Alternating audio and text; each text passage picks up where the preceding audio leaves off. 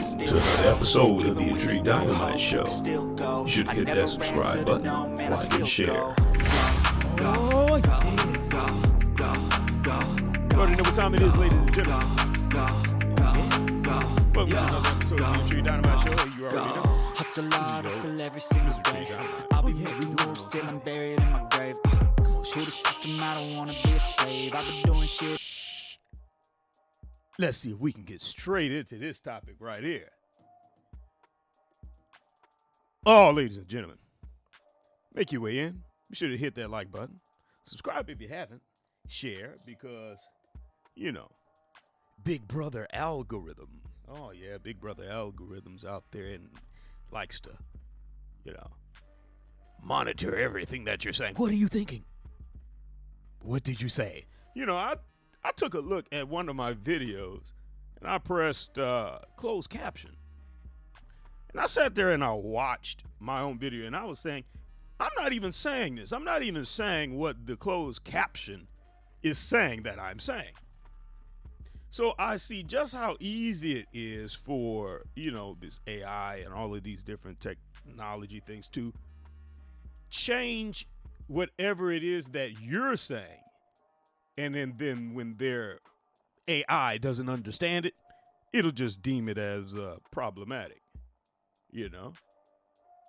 So what we need to do is we need to get involved as people, start hitting that like button, you know, start commenting, start sharing to override the algorithm, you know? It's kind of crazy. It's like, you know, when you call a place and that answering machine answers. You know, people really would like to deal with actual people.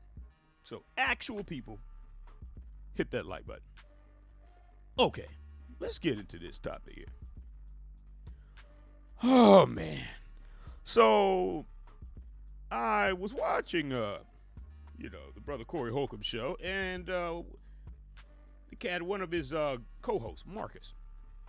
He mentioned something about somebody being some sort of crackhead or something. And he said, yeah, crackhead, like in that movie, Tyler Perry's new movie. I said, Tyler Perry got a new movie? Hold on, let me check this out and Google this. Sure enough, Tyler Perry has a new movie, The Jazzman'S Blues. Now, well, let me see if I can turn this up a little bit. Now, I said to myself, okay, well, that's interesting. The Jazzman'S Blues. Let me go ahead on and take a look at it. And so I went on there, you know, I think it's what is it, Netflix? It's one of these things. And I watched it. Now let me tell you something. I think that this movie, if I'm on it, okay, I'll put it this way before I say anything. It was a well-written movie. It was, you know, in my opinion, I think that any sort of movie that it kind of evokes any sort of emotion, like really upsets you or whatever, you know, and not you just saying it's upset me because it's a horrible movie. No, where the acting and different situations in the movie, okay, yeah, you know, hats off to you. But let me break this movie down to you. Now, I don't know if you've seen it or not. So if you haven't seen it and you want to, you don't want me to spoil it for you, I don't care. Listen to this video anyway. Now, check this out. So this movie, it takes place in like some sort of rural, you know, down south, right? And it's this black dude. What is his name? This is Boone. I think his actual name is.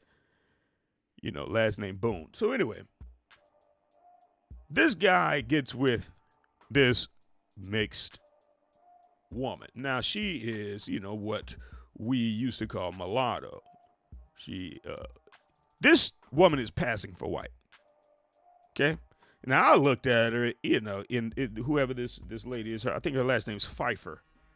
But in the movie, I can't remember what her name is. But I looked at her and I said, she doesn't look white to me. But you know, she has this demanding mother, and this demanding mother is saying, you must do everything to be amongst the white folks. Okay, her mama is a bed winch maker. That's what she is. She's like the coach, teaching her daughter how to bed winch. That's essentially what she's doing. She's like, look, stay away from all them hoodlums and monkeys. She is a Karen. That's what her mother is. So this guy, they call him Bayou. So he gets involved with her. In the movie, they're just spending a lot of time and, holding hands, meeting up, doing all sorts of weird stuff. She throws paper airplanes in there, to get his attention, whatever. So he sees this woman, I guess this mulatto chick. I forget her name, but he sees her in a very disturbing situation with whoever this man is that is there as her guardian. He sees her being essentially assaulted. She doesn't know that he sees this, but he sees it through the window. Now, this right here, he sits there talking about how upset he was by this, that he should have done something and blah, blah, blah, right? Okay. Now, they keep on seeing each other, this, that, and the other. Now, this guy who constantly is in the company of this chick, the mulatto lady, the biracial. I think that's more appropriate. This biracial lady. So he sees, he has a brother. Let me go to him. So he has an older brother that is in music, but his older brother is on drugs, heavily, right?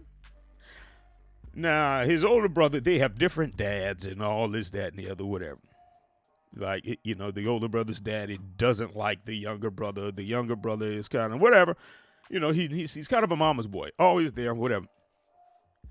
Now, the older brother goes off. Now, but I just want to stick to the details that I really want to tackle, because I ain't gonna be giving the whole movie, away, and all this nonsense. What's going on, TJ Planet? I see you. What's going on, Becky? I see you. Now, long story short, he winds up falling for the biracial woman. He winds up falling for her, head over heels. Now, he already saw everything that was going on with her, and guess what else? He met her mother. Dun, dun, dun. Oh, yeah, he met her mama. What's the significance of that? Well, a mother is going to give you a good glimpse as to what it is that you're going to be dealing with in a woman, especially if the mother is in her daughter's life. And this mother she was heavily in her daughter's life. She ripped her daughter away from this, from this guy, whatever. Now, she didn't want her daughter, what I believe, to have the black experience. Okay. But this guy by the name of Bayou, this dude he was so green and naive in this movie that he didn't mess with Noah or not another woman. Oh, I'm going to save myself for this woman. Right? Now, years passed. Now she's married. She shows back up. She's married. Her mama split them apart. Stay away from the Negro, whatever. But guess who she's with? Oh, she has a white husband now. Oh, interesting. And her husband is racist as hell. When I saw this scene, I said, wait a minute. What is this, like some sort of Clark Kent thing? Because this woman does not look white to me. She almost looks, she looks like she could be Hispanic, perhaps. But she's like passing for, I don't know what she's passing for. I guess white, but she didn't look white. But so she's biracial. And Bayou, the guy who she, kind of fell in love with a long time ago, he comes in there, she sees him, and he's like, oh, and he walks out. Her husband, the cop, he comes in, hey, get out of here. We don't have no nigger in here. So then he leaves. Okay. Let me tell you.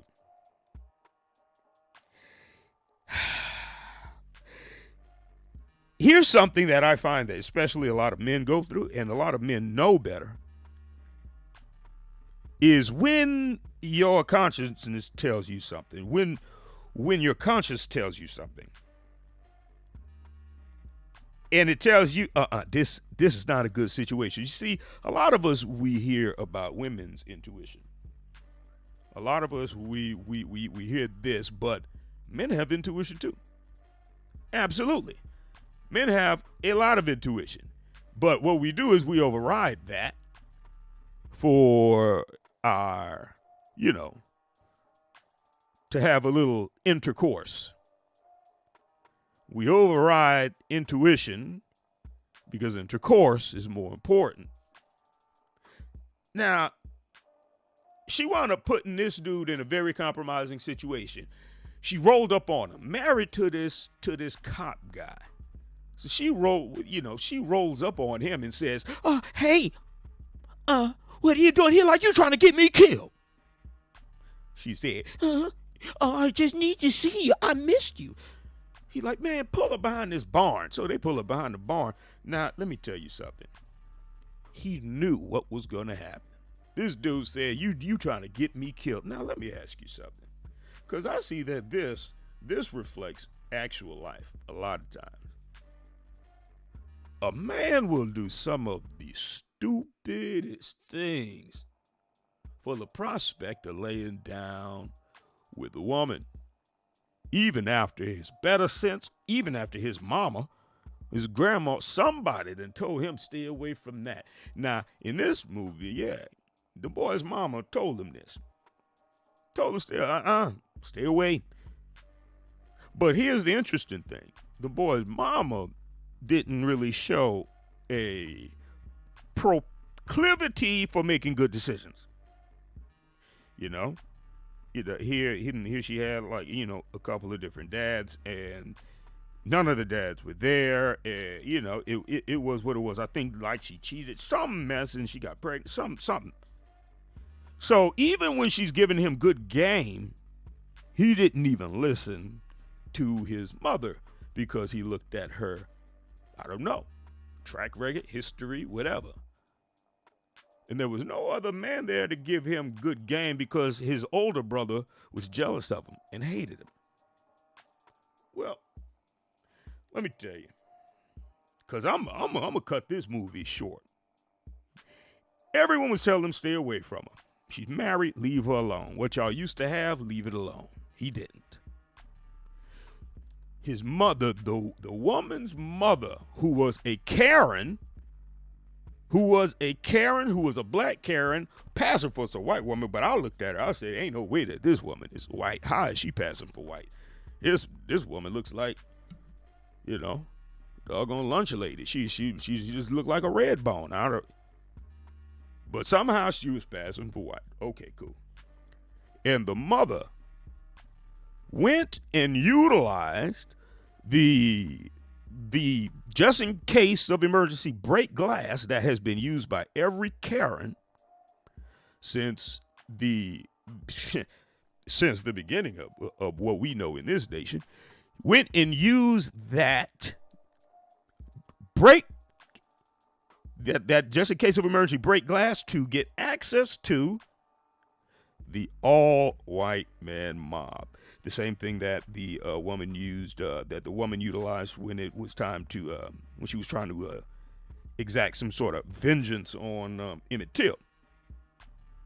That woman who's still walking around. But anyway, so the mother went and said that young man whistled at her daughter. Yeah, because he saw her in the back seat getting her back blown out to smithereens by Bayou, tearing it up. Mama didn't like that. Mama said, you gonna mess this up for us. It's like, for us? Yes, sir. Eyes ain't going back to them niggas. You gonna keep it good over here with these white people. So her mama was bed wench number 1, and she wanted her daughter to be a bed wench number 2. But the daughter, she was missing that bayou. That bayou wood. Well, the mob came after him. He got out of town fast enough. Cool. But let me ask a lot of y'all this, because we see this on some of these live streams. Some of these guys going back to their hood and they getting shot on live stream. Because they do these live doggone stream. They already know that they got out of the hood because, there was some danger there. People put hits out on it, whatever. And then they go back to the hood and they live stream, and then somebody pulls up fast as hell on their ass, and then they act surprised that they got their brains blown out on live stream. You see? Well, let me tell you. I saw that in this movie. This is someone that threw caution to the wind for the sake of toxic tata. Oh yeah. Everything. Now listen. When your mama tells you something, now, fellas, look. Yeah, you can juxtapose your mama's, the ratchet history to whatever she's trying to say. Now, you can't tell me nothing because of your past. Let me tell you something. When your mama tells you something and she's not really pushing the issue, and it's more like, baby, there's something to it. There's something to it. When she don't want to alienate you, but she really wants to put you up on game. Look, everybody was trying to put this boy up on game in this movie. This dude was so whipped behind this toxic tata. And let me tell you something, the crazy ones are the best. Those are the ones that really make you lose your mind. Oh, yeah. Ask any man over, let's say, I'll say over 30. Any man over 30 should have had some experiences. The crazy ones are like, she. It ain't until you probably wake up, and you see her, rubbing bleach on your toothbrush that you're like, okay, yeah, this is crazy. But let me tell you something. In this movie, this young man had all of the signs, every warning sign. See, this is something that a lot of, especially men, a lot of women do this too, but men, I find us doing it even more in detrimental proportions, because women at least have a girlfriend there to kind of be like, girl, look, I prayed on it and blah, blah, blah. Whereas a man, we kind of like, man, I'm going to do it anyway. This is how I feel. This man was so driven emotionally with his connection to this woman. There was absolutely no logic in what he was doing. That he went back down there to lynch a Negro America, calling himself going down there to save this young lady, this woman, because he said, I want to save you a long time ago when we were kids. She's married now. That ship has sailed. Leave it alone. Absolutely not. Guess what he did? He went back down there. Back down there and got his ass killed. That's it. In the movie. Scene closes. He's dead. Now let me tell you something. What I saw in this movie, I saw that it was a very well written movie. Very well written.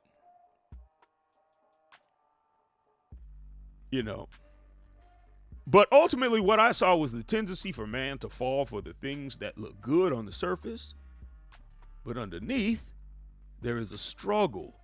There's a struggle that requires the help of someone on the outside. Like some level of intervention that is necessary for this person to heal. And what I saw was the tendency for man to throw caution to the wind in the face of these warnings. The warnings that his own conscience even alerted him to. See, this highlights the weakness of some of the most prominent so-called spiritual leaders, preachers and gurus of piety. The inability to tame the primal beast in the presence of a tragedy with a face of beauty. See, the woman in this movie, she needed help. She didn't need another hard-on, albeit packaged in the form of a well-meaning man with roots that are rooted in naivete or incompletion, due to the absence of his father or some other prominent male figure that is versed in wisdom. See, this was a broken woman. And all too often, we, like nowadays, more than we do with a woman who claims to be whole. Look, more than, with a woman who claims to be whole, we connect with broken women. Because to connect with the vulnerable state of a broken woman. Nowadays, that vulnerability gives a man a glimpse of her true femininity, her true feminine nature. So he'll connect with a broken woman in today's time more than he would with someone that is being misindependent, because that vulnerability is disallowed in that type of woman. Therefore, he'll connect with her. He connects with her tears and her tragedy, almost in kind of like a protective, erotic sort of way. I think they call it trauma bonding, right? This is what is commonly referred to as. Now, what trauma bonding is that, typically tragedy brought you together, so perpetual tragedy is what is needed in order to keep you together. And broken men and broken women, if you isolate them in any environment and let nature take its course, they're going to procreate and they're going to give birth to broken children. And broken children ultimately break the world. So, look, when I saw this, I said, look, there are many ways to view this film. There are many interpretations, and for some it's just entertainment. But what I saw was a reflection. What I saw was a clever way to tell a story. A story that all of us know too well today, especially. The detriment and the danger in attempting to save everyone. See, there will be excuses as to why someone is off code. In the movie, her excuse, my mama made me do it. Oh, she's making me. Well, it's my mother. Or they'll be like, oh, it was the way I was raised, or my dad wasn't there. But listen, after that person has told you why they are doing the detrimental thing that they're doing, and you're still attracted to them, look, you can't get mad when all things go to hell. Them telling you why they do it is evidence that they have good understanding and that they are making a conscious effort to continue doing it. Now, even if they express some sort of internal conflict, I don't want to. Even if they express an internal conflict as to really wanting to do the right thing, but they keep delaying it, they are willfully embodying the toxicity that you knew was a problem before your feelings got involved. That's what I saw in this movie. Well, you know what? You know what? And after making that assessment of the movie, I got to take my hats off to Tyler Perry. This was a good movie, in my opinion. Although, it was a horror story, a sad story, but it's stuff that we still see today. Now, you want me to tell you something on another note. I had to ask myself, I'm like, do women like it when men act like this? Like does this really attract women? Like, do women like these kinds of guys? Like, even when they are, like, if a woman is horrible, like, will she tell you, hey, look, no, I'm too horrible for you? What I came across was this lady, this content creator by the name of Courtney Ryan. Courtney Ryan, she decided to ask some women about their idea of simps and what women think about simping. And, well, I found it quite interesting what some of these women had to say. Let me play a couple of these lines for you. Because listen, some women will be like, oh, Bayou was such a good man. I look at him in that movie and I say, oh, he was dumb. But let's just see what some women feel about simps. Let's see what they have to say. Here and talk to us all about simps. So if that's something you want to see, be sure to stick around until the end and let's get into it. Okay, and how would you define it? I would define a simp as a man or woman that is willing to go above and beyond to make their partner happy over their own expense. A guy that does everything that the girl wants. A man who constantly is just giving you compliments and it's a hard one, actually. Just being prominent, being very prominent in your life, always.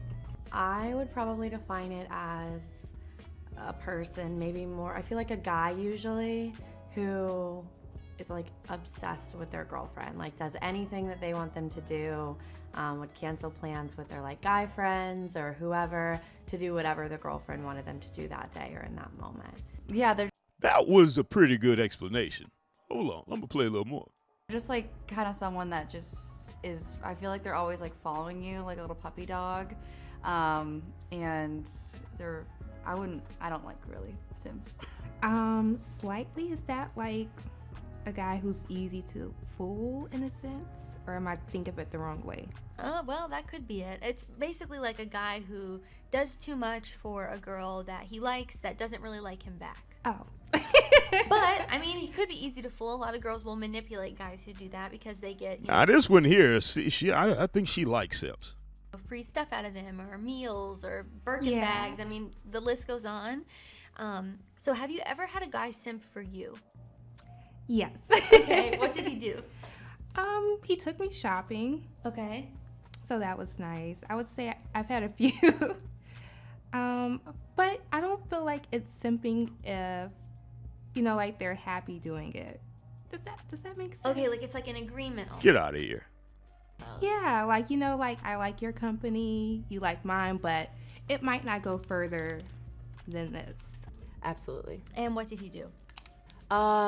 Lots of double texting, lots of making me feel confident on social media. If I'm out and about and we're in the same area, he's trying to come my way and just do all of the extra things that I'm not asking for. good question. Let me tell you something. Now, when you look at this, you will get a lot of different responses, a lot of different feedbacks. A lot of women have different opinions as to this simp mentality.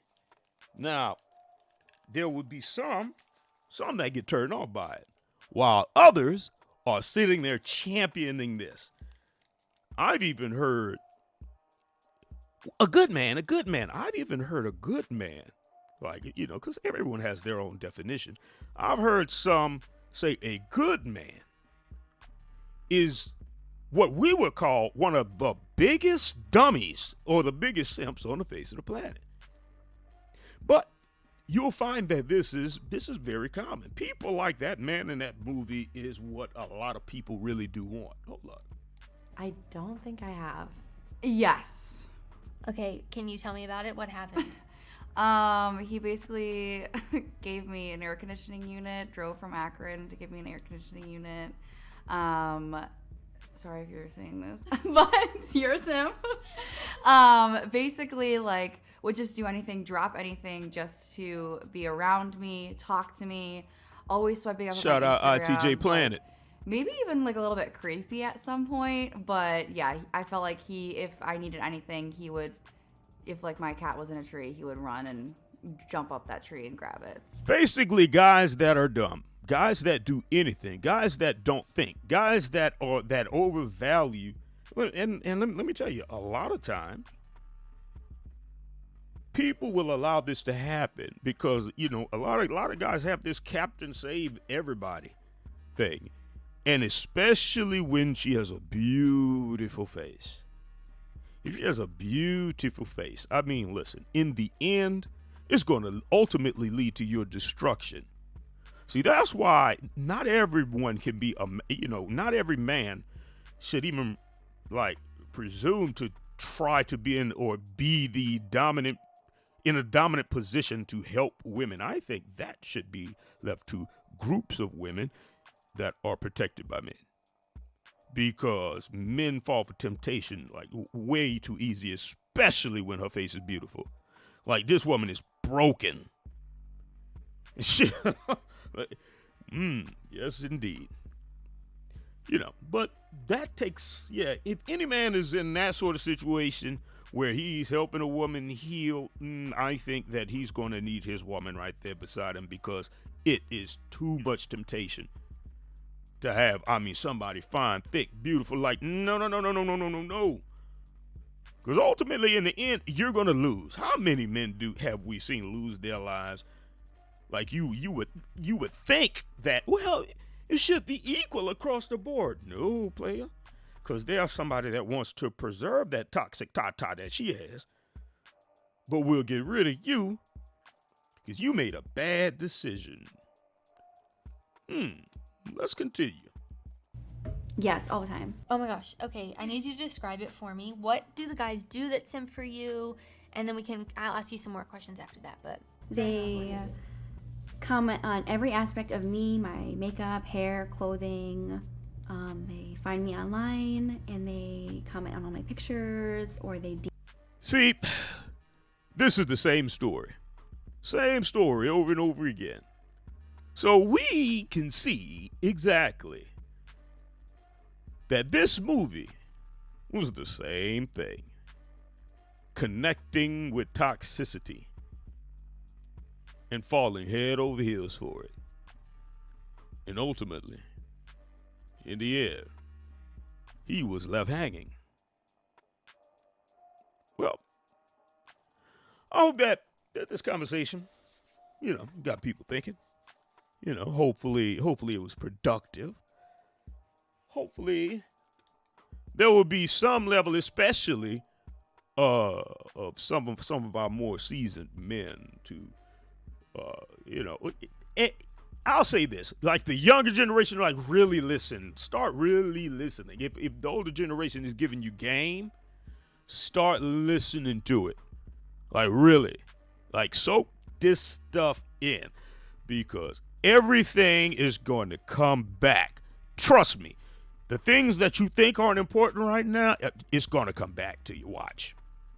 And the only way that you're going to make it out of that is if there is something at the foundation, something that you could remember. Because we all get lost at some point in time in our life.